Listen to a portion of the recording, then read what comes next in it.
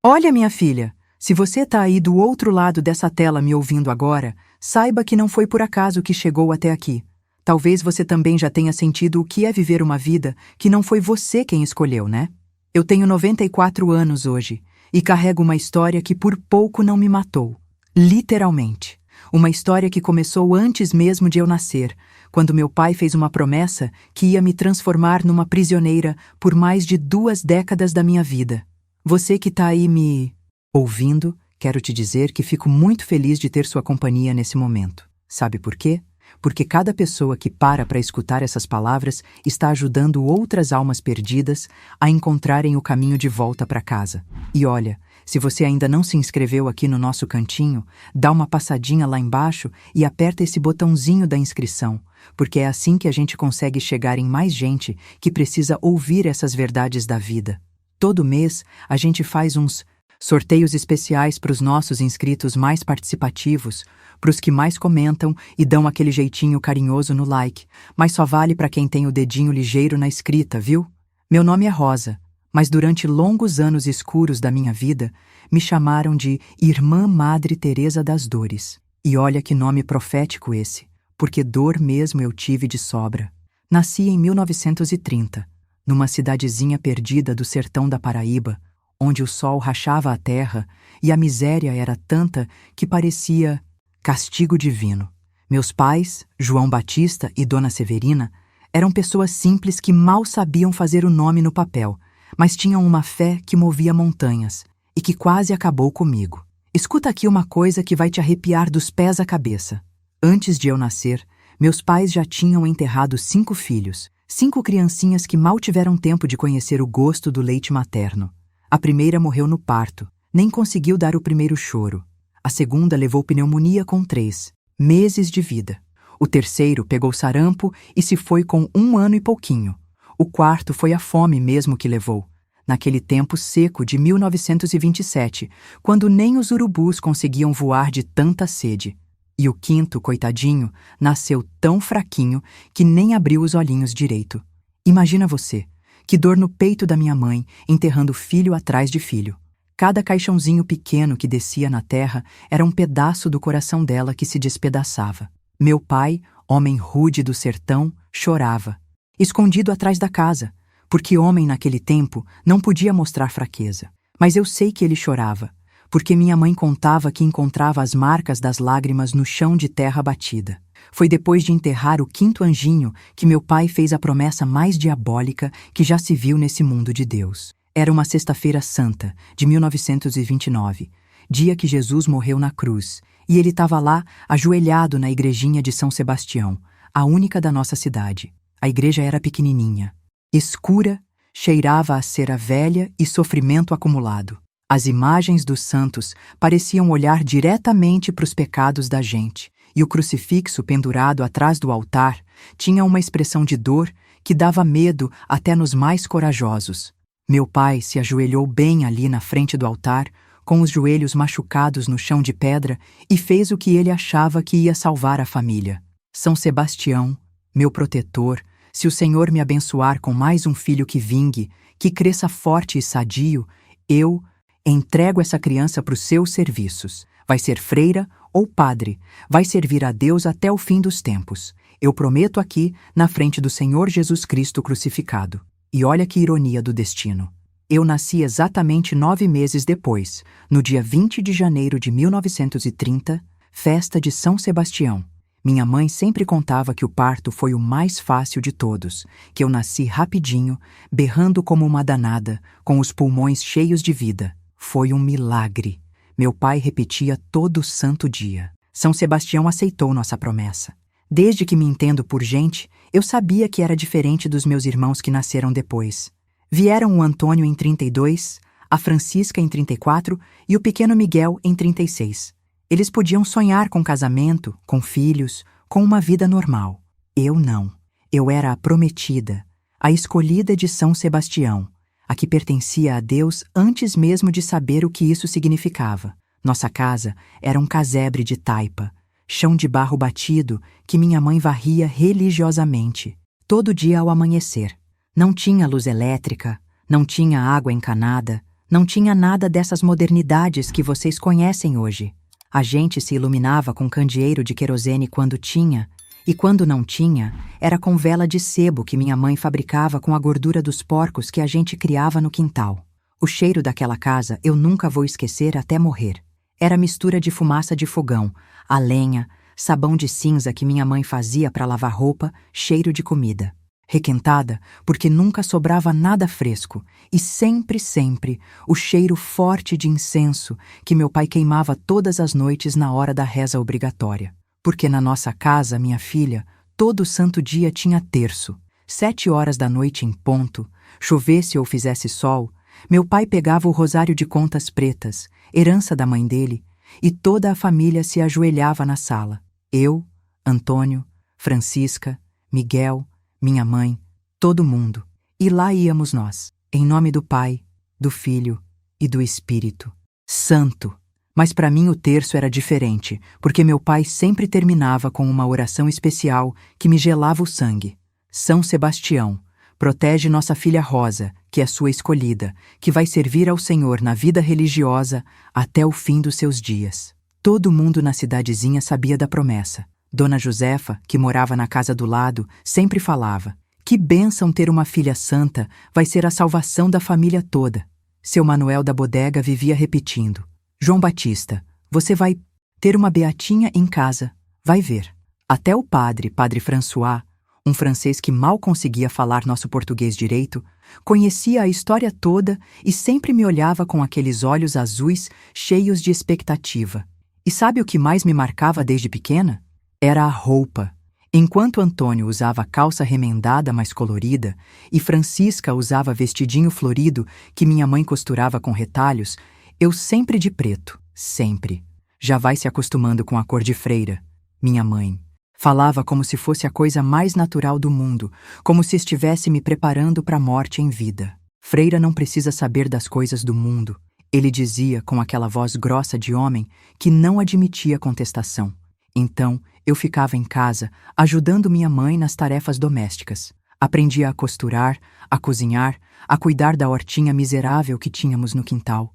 Plantávamos couve, cebolinha, umas ervas que minha mãe usava para fazer chá quando alguém ficava doente. E olha que eu tinha jeito mesmo para cuidar das plantas. Elas cresciam bonitas nas minhas mãos, como se entendessem que eu precisava de alguma coisa viva para não enlouquecer completamente. Viu só? Minha mãe falava com orgulho. Até as plantas sabem que você tem mão abençoada de santa. Mas o que eu mais gostava mesmo era de cuidar de gente doente. Quando alguém da vizinhança estava passando mal, era minha mãe que chamavam, e ela sempre me levava junto. Eu tinha uns 7, 8 anos e já sabia fazer chá de erva cidreira para o nervosismo, chá de boldo para dor de barriga, cataplasma de folha, de mamona para inflamação. As pessoas da cidade viviam falando: essa menina nasceu para cuidar dos outros, vai ser uma freira e tanto. Será que elas estavam certas? Será que eu tinha nascido mesmo para aquilo? Criança não entende essas coisas direito, né?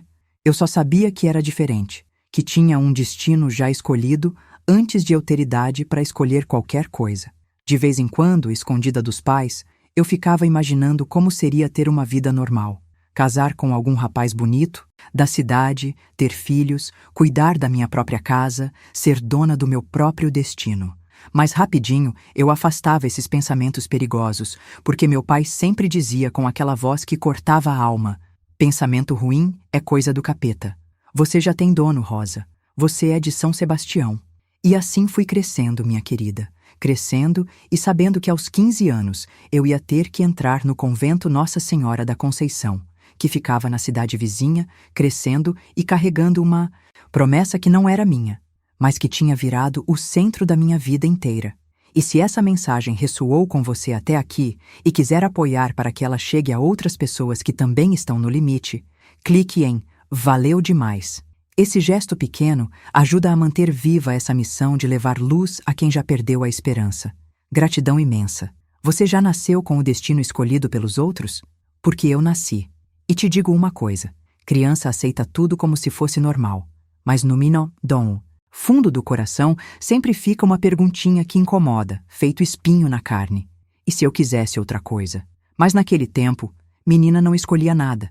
Menina obedecia. E eu obedeci, pelo menos por um tempo. Chegou março de 1945. Eu tinha acabado de fazer 15 anos. Ainda era uma menina magra, tímida, que mal sabia o que era a vida lá fora daquele pedacinho de chão seco. Mas para meu pai, tinha chegado a hora sagrada de cumprir a promessa feita a São Sebastião.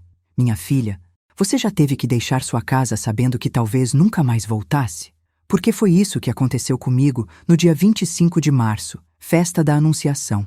Meu pai escolheu essa data de propósito. Dizia que era um sinal divino. Acordei 5 horas da manhã, ouvindo minha mãe chorar baixinho na cozinha.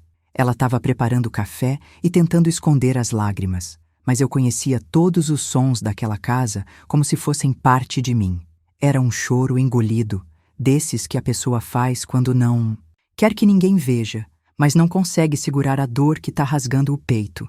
Mãe, eu falei baixinho, a senhora tá bem? Ela se virou para mim com os olhos vermelhos de tanto chorar, enxugou o rosto na barra do avental e respondeu com a voz embargada. Tô sim, minha filha. É só que hoje é um dia especial, não é? Meu pai entrou na cozinha já vestido com a roupa boa dele. Calça de brim escuro, camisa branca meio amarelada de tanto uso, suspensório preto, sapato de couro que só usava em ocasião importante. Tava mais sério que eu já tinha visto na vida, com uma cara de quem ia cumprir uma missão sagrada. Rosa, ele falou sem nem me olhar direito, como se fosse difícil demais encarar o que estava fazendo. Vai se arrumar. Daqui uma hora a gente sai. Antônio, Francisca e Miguel ainda estavam dormindo.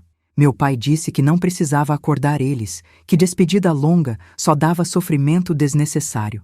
Mas eu queria me despedir dos meus irmãos, queria abraçar eles, queria falar alguma coisa importante que irmã mais velha fala quando vai embora para sempre. Fui pro meu quartinho, que era só uma divisão de madeira no fundo da casa, e olhei para as minhas poucas posses. Não tinha muito não. Algumas mudas de roupa, uma escova de cabelo que tinha sido da minha avó, um terço pequeno, uns panos para os dias de mulher e uma boneca de pano que minha mãe tinha feito quando eu era pequena. A boneca... minha filha. Eu peguei aquela boneca e abracei com toda a força que tinha no corpo. Era a única coisa da minha infância que eu ainda possuía. A única que me lembrava de quando eu ainda podia sonhar em ser mãe, em ter filhas de verdade correndo pela casa. Mas boneca no convento era pecado. Freira não brinca. Meu pai sempre falava com aquela certeza cruel. Deixei ela em cima da cama, bem arrumadinha, como se fosse voltar à noite para brincar. Como se ainda fosse criança. Como se ainda tivesse escolha. Minha mãe entrou no quarto com uma trouxinha. Pequena. Arrumei suas coisas, ela disse com a voz trêmula. O vestido preto bom, a roupa de baixo, uns panos. O que mais você precisa? As freiras vão dar o resto. Era uma trouxinha pequenininha de pano de saco amarrado com barbante grosso. Toda a minha vida cabia ali dentro. 15 anos de existência, resumidos num embrulho que cabia debaixo do braço. Mãe, eu falei, e pela primeira vez na vida senti vontade de questionar se aquilo era mesmo necessário. Mãe, eu preciso mesmo. Xiu! Ela fez, pondo o dedo na minha boca com uma força desesperada. Não fala nada, minha filha. É a vontade de Deus. Seu pai fez promessa, e promessa não se quebra nunca. Nunca. Ela me ajudou a vestir o vestido preto, aquele que tinha costurado especialmente para o dia da minha entrega. Era bonito dentro do que podia ser bonito sendo todo preto, feito roupa de defunto. Tinha uns bordados pequenos no colarinho, manga comprida até o punho, saia que ia até o tornozelo. Quando me olhei no pedacinho de espelho que tinha pendurado na parede, quase não me reconheci. Parecia uma viúva de 15 anos, uma criança vestida para próprio funeral. Falei nada, que adiantava mesmo. Saímos de casa quando o galo ainda estava cantando o primeiro canto da manhã. Era um dia bonito de março, desses que o céu fica azul clarinho e o ar tá fresquinho. As galinhas ciscavam no terreiro procurando minhoca. O cachorro Trovão balançou o rabo quando passamos perto da casinha dele. Eu pensava, será que vou ouvir cachorro latir no convento?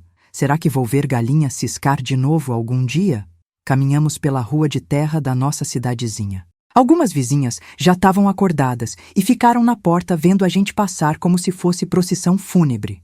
Dona Josefa acenou e gritou: "Deus te abençoe, menina!" Seu Manoel da bodega tirou o chapéu quando passamos na frente da casa dele. Todo mundo sabia aonde eu estava indo e ninguém questionava. Era assim mesmo naqueles tempos. Destino de menina era decidido pelos pais, e ponto final.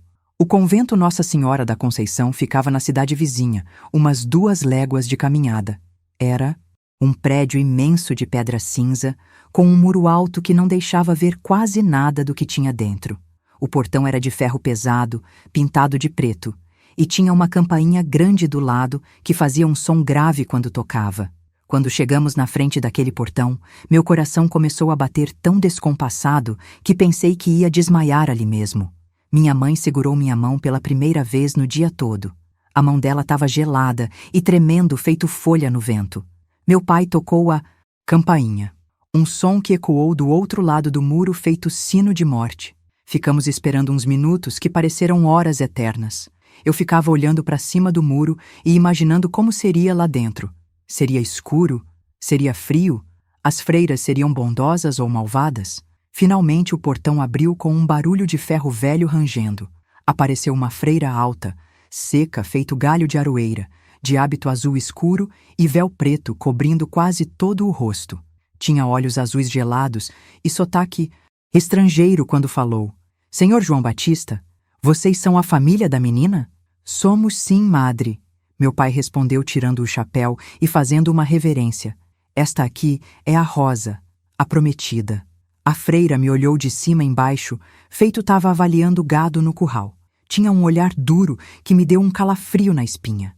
Entrem, ela disse seco. Passamos por um corredor comprido com chão de pedra fria que gelava até através do sapato. As paredes eram brancas, sem nenhum enfeite, só alguns crucifixos pequenos pendurados aqui e ali. O silêncio era tão grande que eu ouvia nossos passos ecoando feito fantasma. Cheirava a cera velha, incenso e uma coisa que eu não sabia o que era na época. Mas depois descobri que era cheiro de clausura, de lugar fechado, de vida sem alegria nenhuma. Chegamos numa sala pequena que tinha só uma mesa de madeira escura, 3 cadeiras duras e um crucifixo enorme na parede. Jesus estava ali, pendurado com uma expressão de sofrimento que me deu medo. A freira mandou a gente sentar. Eu sou Madre Bernardete, superiora do convento. Ela falou, olhando principalmente para o meu pai. A menina vai ser bem cuidada aqui. Vai aprender os mistérios divinos e se tornar uma serva fiel do Altíssimo. Meu pai acenava com a cabeça para tudo que ela falava, feito cachorro obediente. Minha mãe ficou quieta o tempo todo, mexendo nervosa com a barra do vestido. Rosa, Madre Bernardete falou se virando para mim pela primeira vez. Você sabe. Por que está aqui? Sei sim, madre. Eu respondi com a voz mais baixa que um sussurro, por causa da promessa do meu pai. Não, ela disse firme, batendo a mão na mesa. Você está aqui porque Deus a escolheu desde antes de você nascer. A promessa do seu pai foi apenas o instrumento divino. Você entende isso? Eu disse que sim, mas não entendia nada. Como podia ser que Deus me escolheu se eu nunca senti vontade nenhuma de ser freira? Se meu coração batia diferente quando via os casais namorando na praça?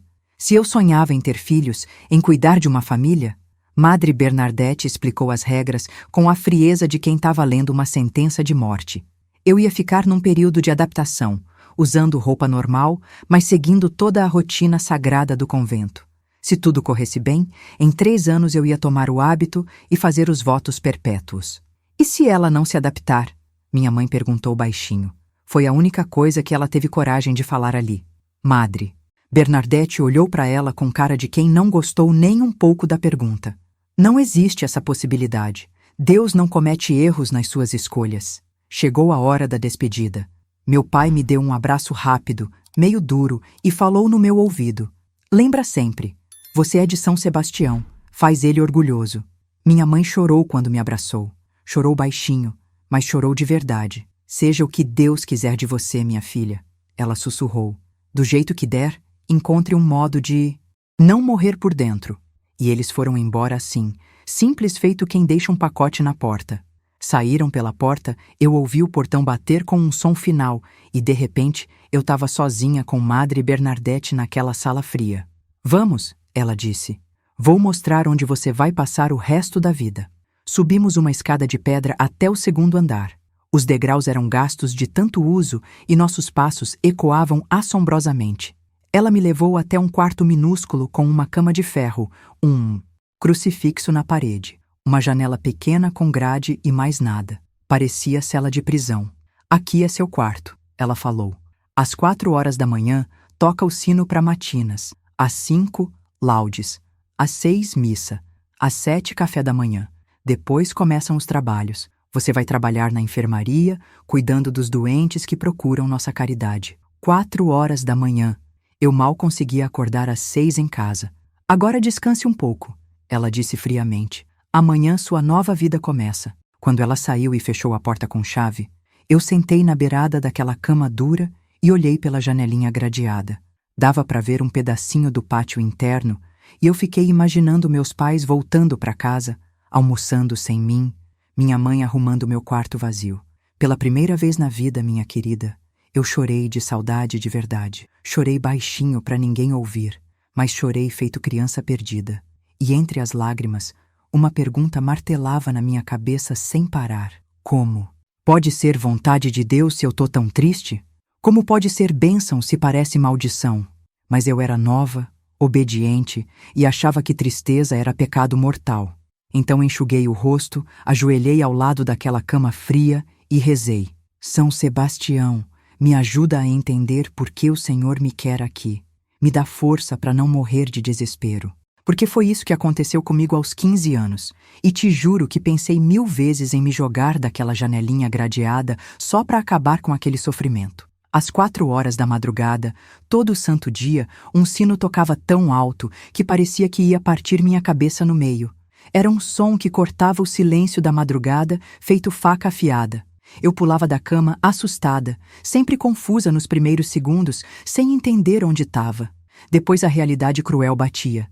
Eu estava no convento, prisioneira de uma promessa que não era minha. Primeira coisa era levantar, fazer a cama feito soldado, lençol esticado sem uma ruga sequer, me lavar numa bacia pequena com água gelada que doía na pele e me vestir em 5 minutos cronometrados. Se alguém atrasasse um segundo que fosse, levava penitência na frente de todas as outras. Às 4h15, todas as freiras e as postulantes como eu desciam para a capela para matinas. Era uma oração longa, toda em latim, que eu não entendia uma palavra sequer. Ficava lá ajoelhada naquele banco duro de madeira, tentando acompanhar, mas morrendo de sono e de frio. Algumas vezes eu cochilava e levava beliscão doloroso da irmã Constança, que vigiava as novatas feito gavião. Depois das matinas tinha as laudes, mais orações intermináveis, mais latim que não fazia sentido nenhum. Só às 6 da manhã que tinha a missa do dia, celebrada pelo padre Claude, um francês que falava português com sotaque tão carregado que parecia língua de outro mundo. 7 horas, finalmente café da manhã. Mas que café, minha querida! Era uma água suja, amarga feito fel, com um pedaço de pão duro que machucava a gengiva e, às vezes, quando Deus tinha misericórdia, um pedacinho de rapadura. A gente comia em silêncio absoluto, só ouvindo o barulho da colher batendo na caneca de lata e o som da nossa própria respiração. Foi durante esses primeiros dias terríveis que eu conheci as outras almas penadas. Tinha a irmã Constança, que cuidava das postulantes com a dureza de capataz de fazenda. Era uma mulher seca, magra feito vara de pescar, que não sorria nunca, nunca mesmo. Tinha a irmã Benedita, que trabalhava na cozinha e era um pouco mais humana, mas ainda assim distante. E tinha a Madre Bernadette, que mandava em tudo e em todos como se fosse Deus em pessoa. Depois do café, começavam os trabalhos forçados. Madre Bernadette me colocou na enfermaria porque eu já tinha jeito para cuidar de gente doente. A enfermaria era um quarto escuro no térreo do convento, com 6 camas de ferro enferrujado, uma mesa com vidros de remédio vencido e uma janela pequena que mal deixava a luz entrar. Era lá que chegavam os miseráveis da cidade quando estavam doentes. Gente que não tinha dinheiro nem para comprar uma aspirina, que não sabia o que fazer quando o filho estava com febre, mulher com dor de parto, velho com reumatismo que não deixava nem dormir. E era eu, uma menina de 15 anos destroçada por dentro, que ajudava a cuidar de todo mundo.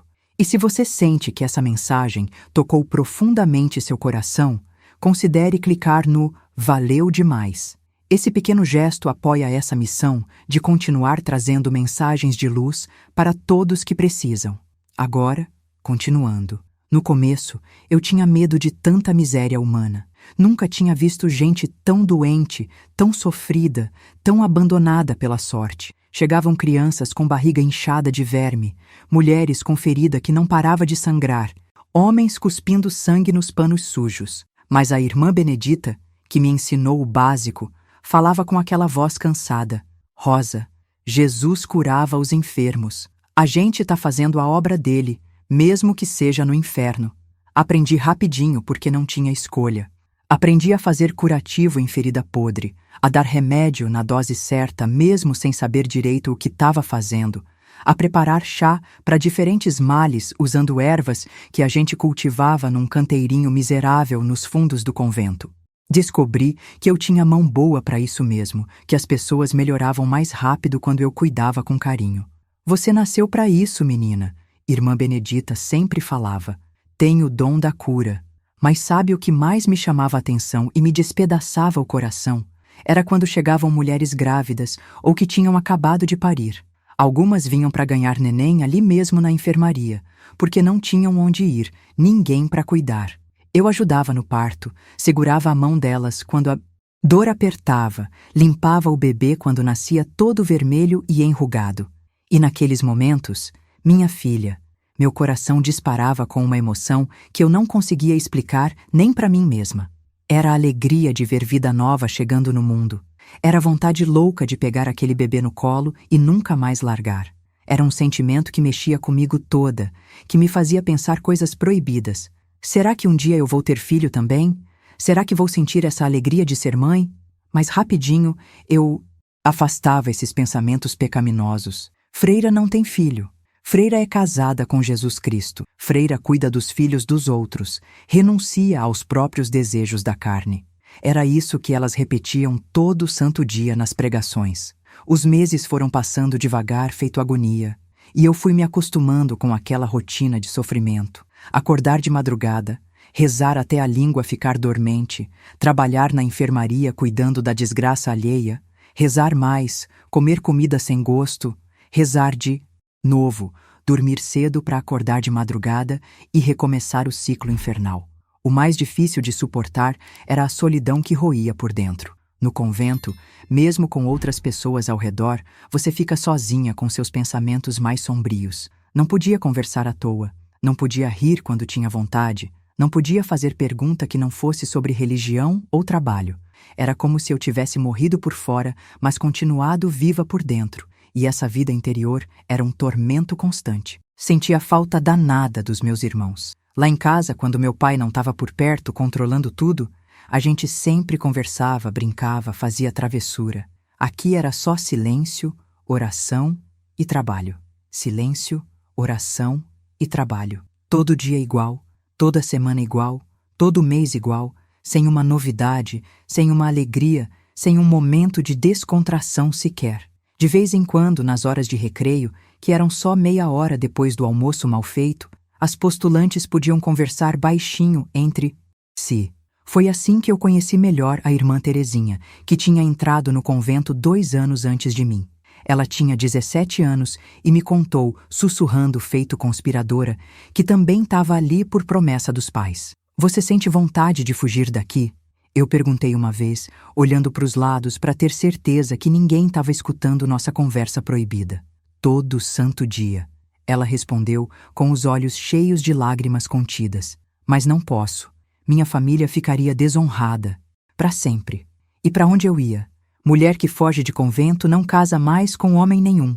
Vira maldita, rejeitada por Deus e pelos homens. Essa conversa ficou martelando na minha cabeça dias e noites seguidos.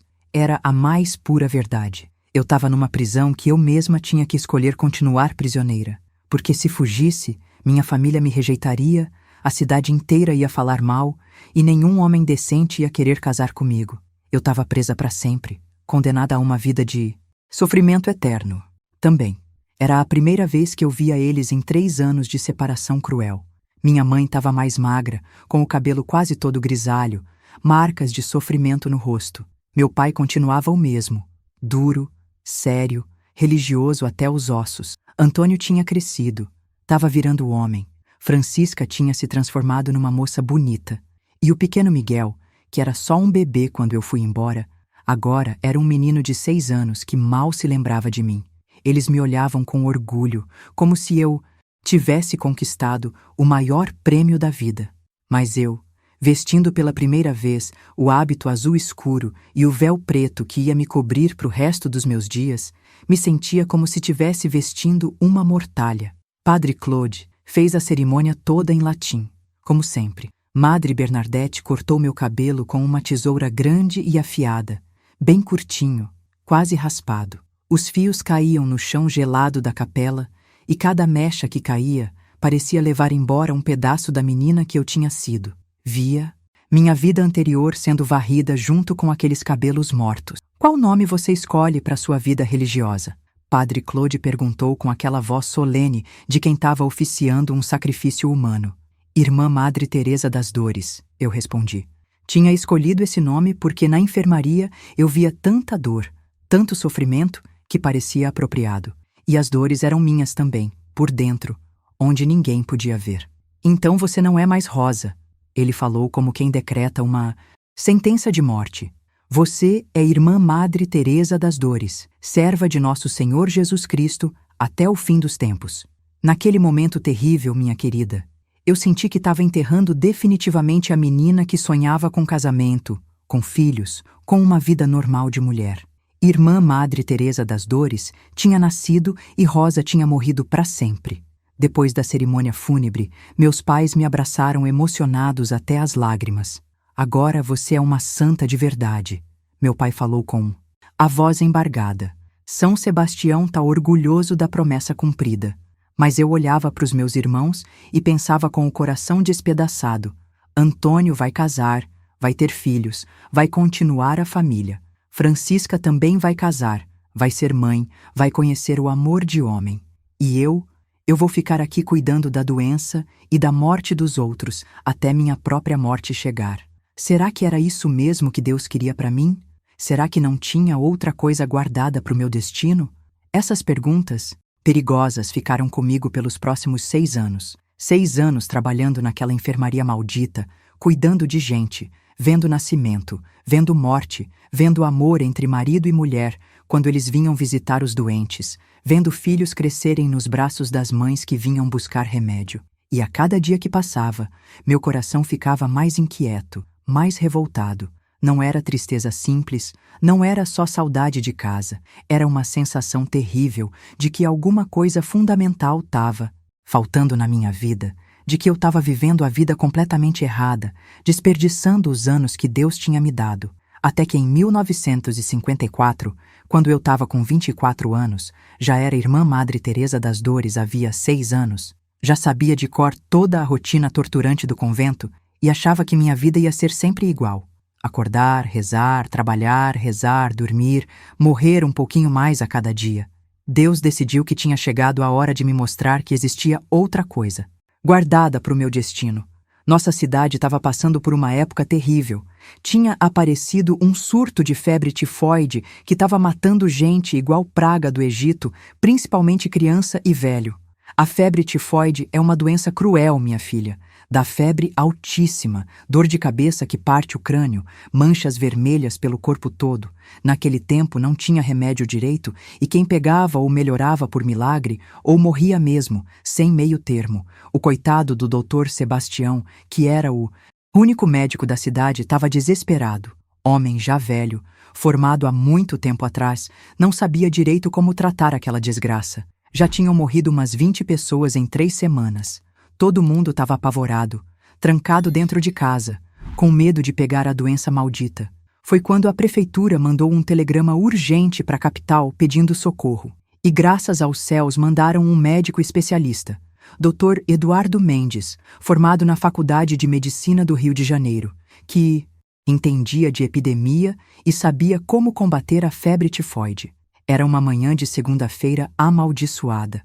Eu me lembro bem porque era dia de trocar toda a roupa de cama suja da enfermaria, trabalho pesado que me quebrava as costas. Eu estava estendendo lençol manchado de sangue e outras coisas piores no varal do quintal, quando ouvi um automóvel parar na frente do convento.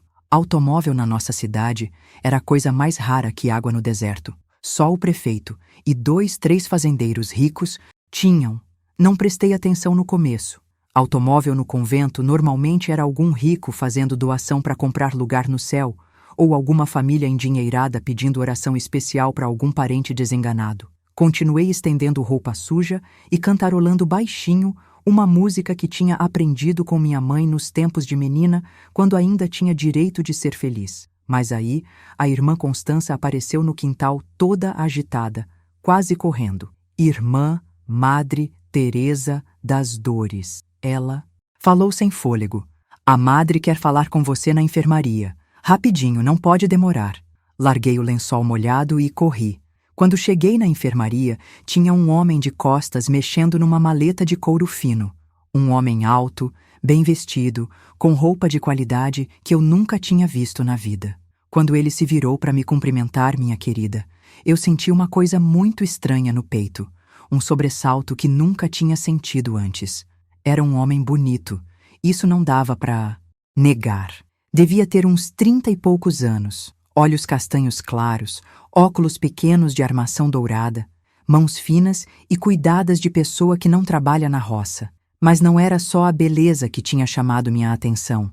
Era alguma coisa no jeito dele, uma gentileza, uma educação que eu nunca tinha visto em homem nenhum na minha vida.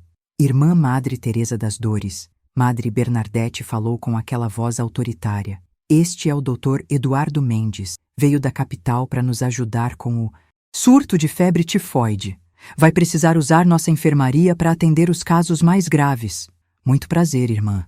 Ele disse, estendendo a mão para mim, com um sorriso que me desarrumou toda por dentro. Ouvi dizer que a senhora tem bastante experiência cuidando de doentes. A mão dele era quente, macia, completamente diferente das mãos calejadas e ásperas dos homens da nossa região. Quando ele tocou na minha mão, eu senti um arrepio que subiu pelo braço inteiro e se espalhou pelo corpo todo. Nunca tinha sentido uma coisa assim na vida. Nunca. Atender os doentes, que eu devia ajudar no que fosse necessário, mas sempre mantendo a compostura religiosa adequada. Quando eles saíram para ver o resto do convento, eu fiquei sozinha na enfermaria, com o coração batendo tão descontrolado que pensei que ia ter um troço. Que coisa estranha e perigosa tinha acontecido comigo. Por que aquele homem tinha causado tamanha impressão? Tentei rezar para esquecer, para afastar aqueles pensamentos proibidos, mas não conseguia. Ficava pensando no sorriso dele, no jeito educado de falar, na mão quente que tinha tocado na minha. Isso é tentação do demônio. Eu falava para mim mesma, tentando me convencer. Freira não pode pensar em homem assim. É pecado mortal. Mas não adiantava nada. Pela primeira vez em 9 anos de convento, eu estava ansiosa para o dia seguinte chegar. E chegou. 8 horas da manhã em ponto, Dr. Eduardo bateu na porta da enfermaria. Tava com a mesma roupa boa do dia anterior. Terno cinza bem cortado, camisa, branca engomada, gravata escura. Trazia aquela maleta de médico e cheirava a sabonete fino, coisa que eu nunca tinha sentido antes. Bom dia, irmã Madre Teresa das Dores. Ele falou tirando o chapéu com educação. Como passou a noite? Ninguém nunca tinha me perguntado como eu tinha passado a noite. No convento era só trabalho, oração e silêncio. Mas ele perguntou como se eu fosse uma pessoa importante, digna de interesse e cuidado. Passei bem, obrigada. Eu respondi sentindo as bochechas esquentarem perigosamente. Ele abriu a maleta e começou a me mostrar os instrumentos que tinha trazido. Termômetro novo, estetoscópio reluzente, vidros de remédio importado, seringas de vidro. Explicava para que servia cada coisa, como usar, que cuidado tomar. Falava comigo como se eu fosse igual a ele, como se minha opinião importasse de verdade. Logo começaram a chegar os primeiros doentes. Uma mulher desesperada com a filhinha de 4 anos febril. Um senhor idoso com manchas vermelhas pelo corpo todo. 3 rapazes que trabalhavam na estação de trem e estavam se sentindo mal. Era impressionante ver Dr. Eduardo trabalhar. Ele examinava cada pessoa com um carinho que eu nunca tinha visto em médico nenhum. Explicava o que estava acontecendo. Dava esperança mesmo nos casos mais graves. E comigo ele pedia ajuda em tudo: segurar o termômetro, preparar o remédio na dose certa, acalmar os doentes quando eles ficavam apavorados. A senhora tem mão muito boa para isso, ele falou quando a gente estava cuidando da menininha febril. Tem jeito natural para medicina. Medicina? Eu? O jeito dele falar fez meu coração bater ainda mais rápido. Ninguém nunca tinha me falado que eu tinha jeito para alguma coisa importante assim. Os dias foram passando e a rotina mudou completamente. Dr. Eduardo vinha todo santo dia, passava a manhã e a tarde inteira na enfermaria. A gente trabalhava junto, cuidando dos doentes, conversando sobre os casos, aprendendo um com o outro. E as conversas? Ah, meu Deus, as conversas! Ele me contava sobre a medicina moderna, sobre os hospitais grandes da capital, sobre as descobertas novas para curar doenças que antes eram sentença de morte. Falava de livros que tinha lido, de lugares que conhecia, de sonhos que tinha para o futuro. Sabe o que eu mais quero fazer na vida? Ele me disse um dia, quando a gente estava limpando os instrumentos depois de um dia pesado de trabalho. Quero abrir uma clínica aqui no interior, um lugar onde pobre e rico sejam tratados igual, onde a medicina seja para todos, não só para quem tem dinheiro sobrando. Que homem extraordinário! Eu pensava admirada. Inteligente, educado, bonito e ainda por cima bondoso de coração. Como podia existir gente assim no mundo? E ele também fazia perguntas sobre mim. Queria saber como eu tinha aprendido a cuidar de gente doente, se eu gostava da vida no convento, se eu tinha família.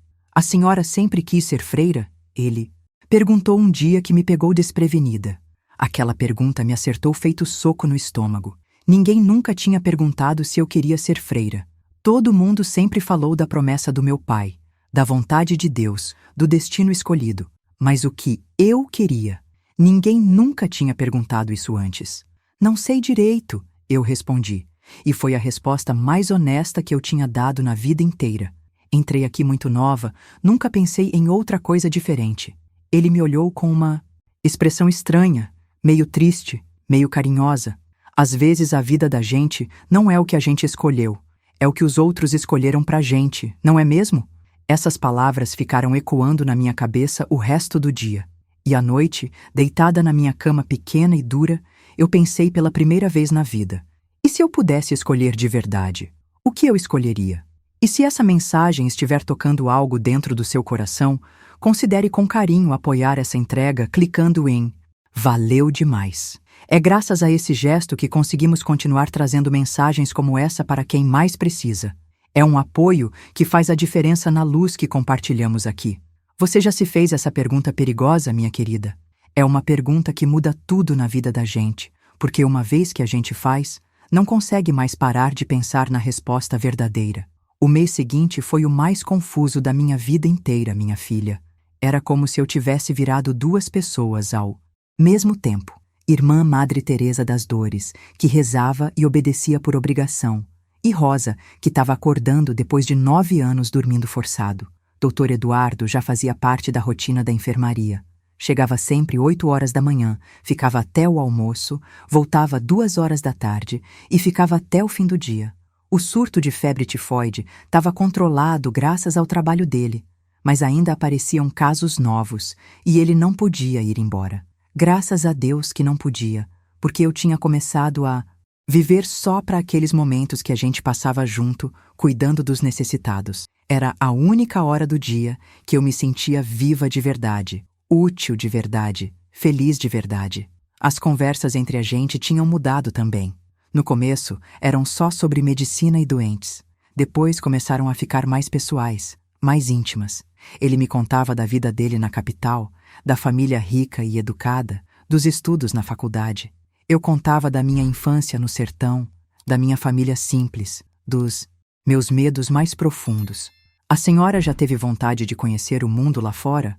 Ele perguntou um dia, quando a gente estava preparando remédio para um menino com febre alta. Sempre tive.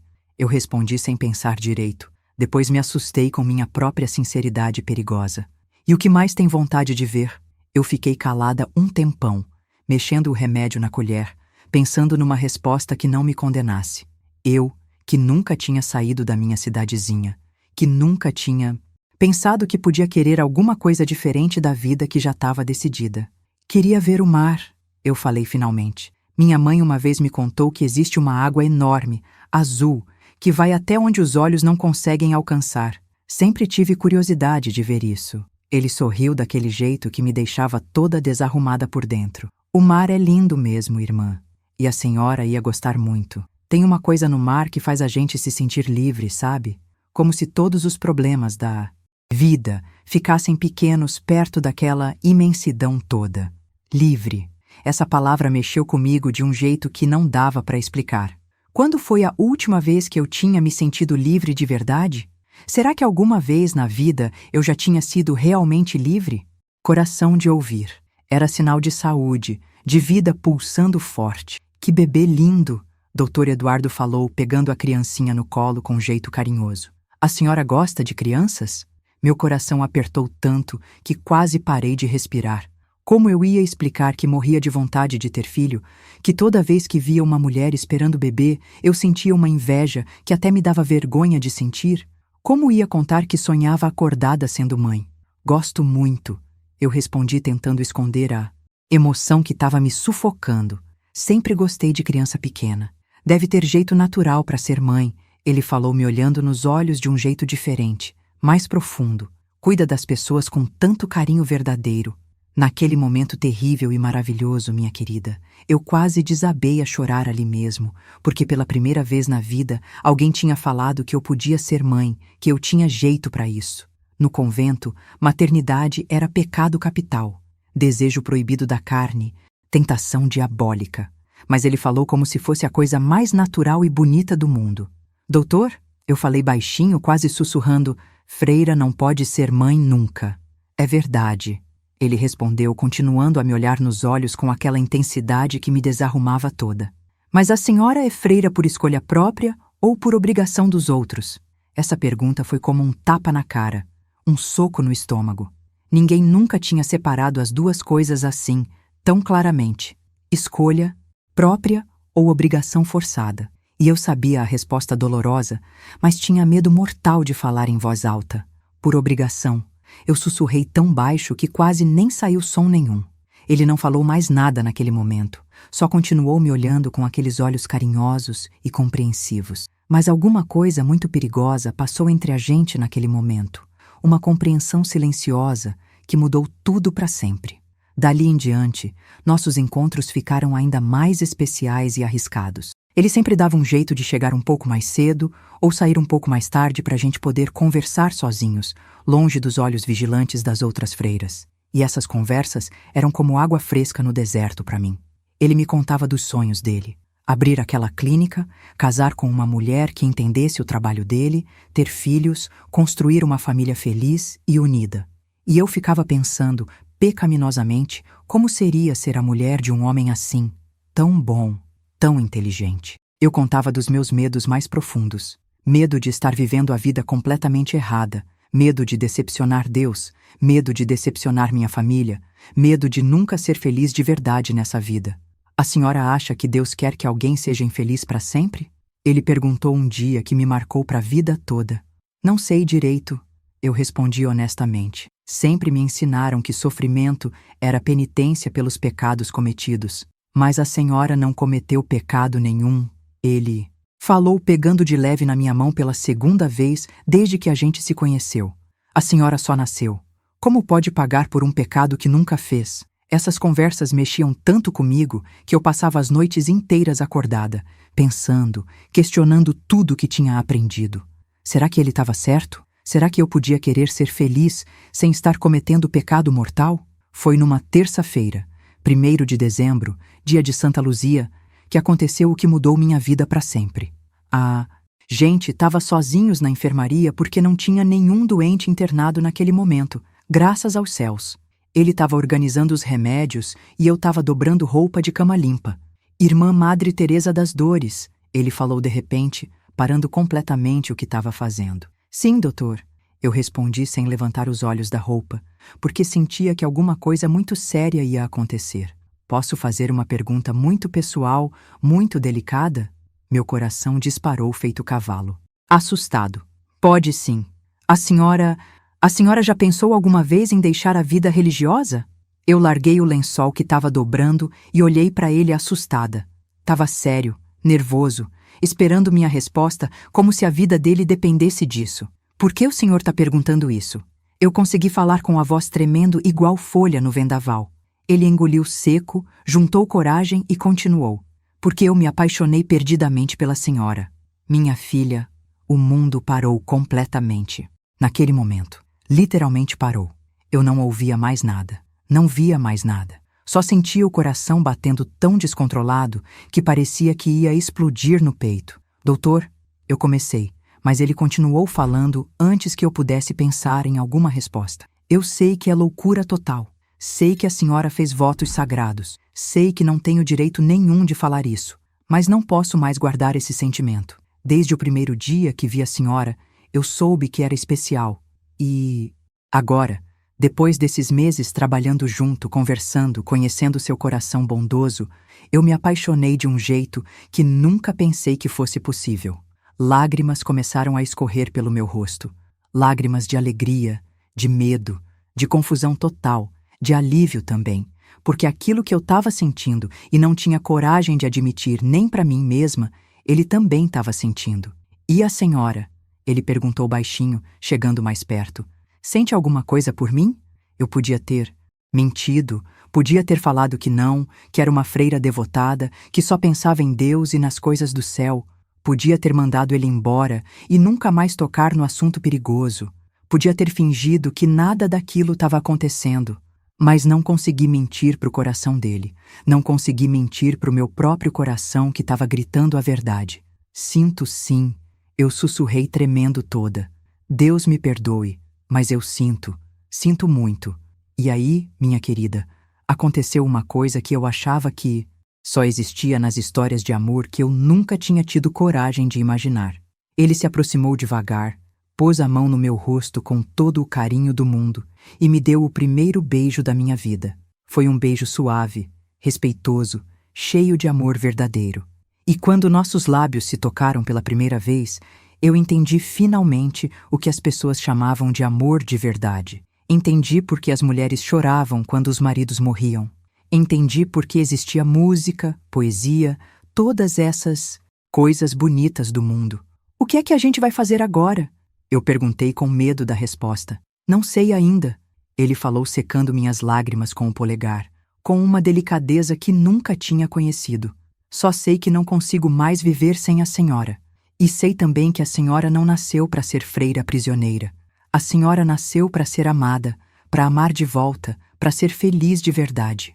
Naquela noite, deitada na minha cama estreita, eu não preguei olho nem por um minuto. Ficava pensando no beijo, nas palavras dele, na escolha terrível que ia ter que fazer, porque agora eu sabia que tinha escolha de verdade. Pela primeira vez na vida, eu tinha a opção real. E sabe o que mais me assustava? Não era a ideia de deixar o convento, era a ideia apavorante de ficar. Será que Deus tinha mandado Eduardo na minha vida para me mostrar que eu estava no lugar errado? Ou era uma tentação diabólica para me testar? Só havia um jeito de descobrir: seguir meu coração e ver onde ele me levava, mesmo que fosse para o precipício. Doutor, bom dia, irmã. Mas os olhos diziam tudo que não podia ser falado em voz alta.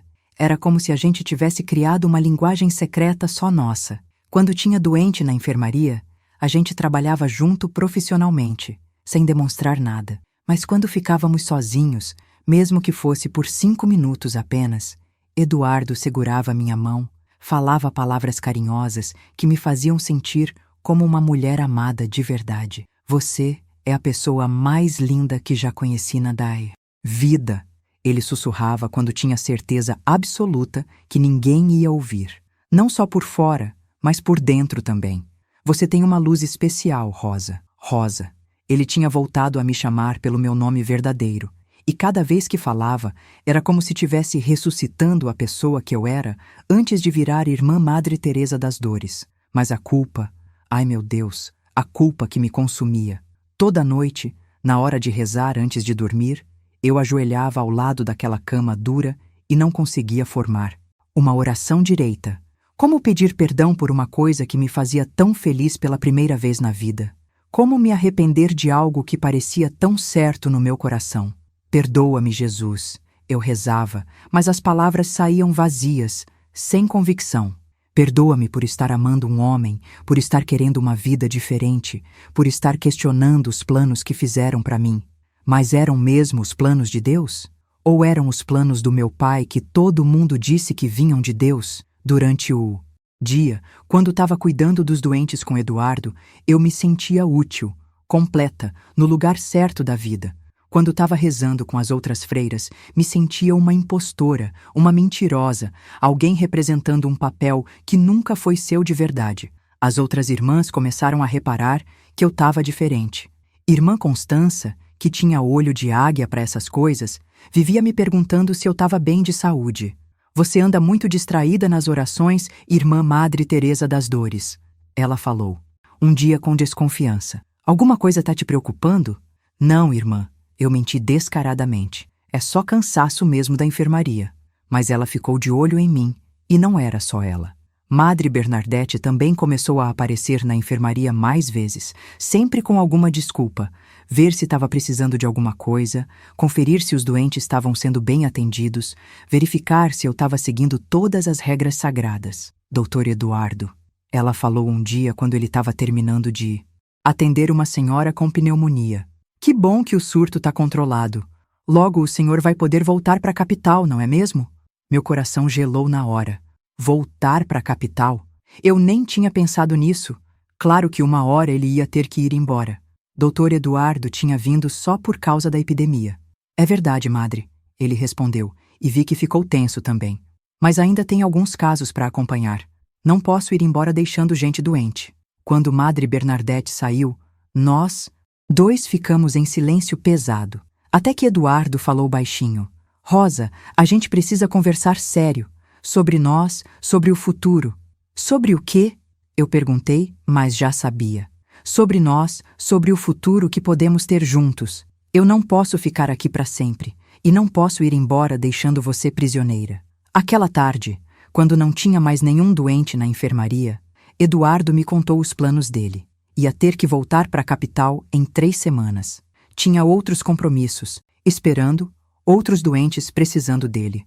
Mas eu não quero ir sem você, ele falou segurando minhas 2 mãos com força. Rosa, venha comigo. Deixe essa vida de prisão. Case comigo. Vamos para a capital juntos. Vamos começar uma vida nova de verdade. Como assim? Eu perguntei assustada com a proposta. Deixe a vida religiosa. Saia do convento. Case comigo. Vamos para a capital. Eu arranjo um emprego para você no hospital grande. Você pode continuar cuidando de gente, fazendo o que gosta, mas como mulher livre, não como prisioneira de uma promessa que nunca foi sua. Casar, ir para a capital, deixar o convento. Minha cabeça rodava só de pensar nessas possibilidades. Será que era possível mesmo? Será que uma pessoa podia mudar de vida assim, do dia para a noite? Mas meus votos? Eu comecei. Você fez votos por vontade própria ou porque foi obrigada pela família? Ele perguntou direto. Foi obrigada, eu admiti. Então não valem nada. Voto feito sem vontade própria. Não vale nem para Deus, nem para os homens. E minha família? Eles vão me repudiar. Vão dizer que sou maldita, que quebrei uma promessa sagrada. Rosa. Ele segurou meu rosto com as 2 mãos e me olhou bem fundo nos olhos. Você quer passar o resto da vida fazendo outras pessoas felizes e sendo infeliz você mesma? Ou quer ter coragem de ser feliz de uma vez? Ser feliz era tão simples e tão impossível ao mesmo tempo. Me dá um tempo para pensar, eu pedi. Naquela noite, eu não consegui. Nem fingir que estava dormindo.